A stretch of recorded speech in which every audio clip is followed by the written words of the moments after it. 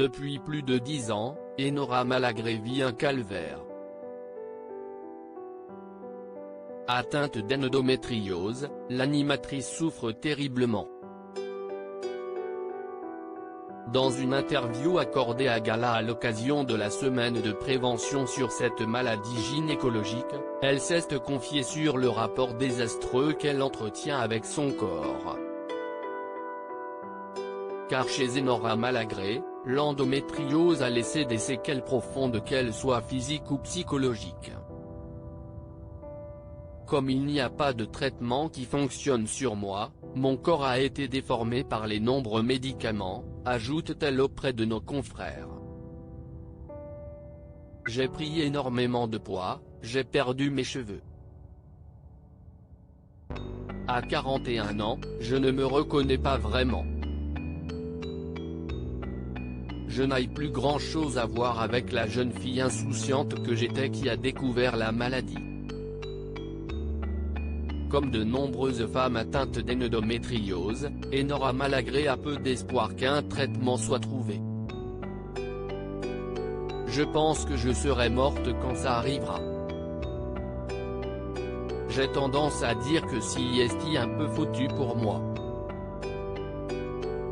Alors, je m'engage pour les générations futures, explique-t-elle. Je rêve que la jeune génération ne subisse pas l'errance médicale et l'indifférence qu'on a pu vivre. À cause de cette maladie, Enora Malagré a perdu confiance en elle et socialement, les rapports sont très différents, comme elle le décrit à Gala.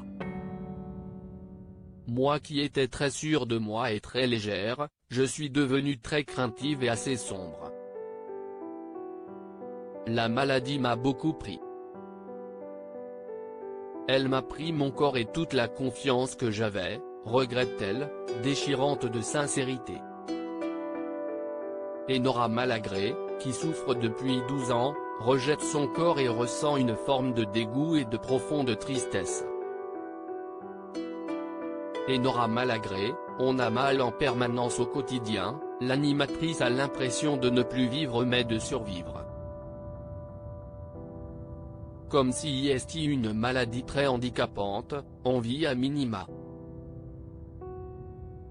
On est fatigué tout le temps, décrit-elle. On a mal en permanence.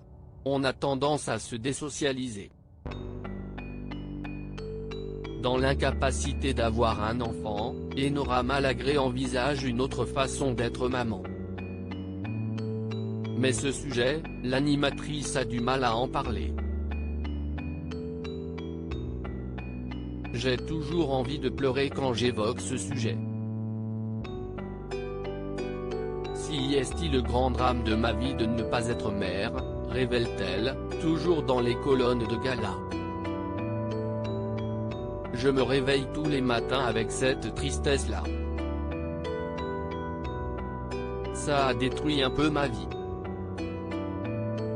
Il faut encore que je me répare. Loading widget.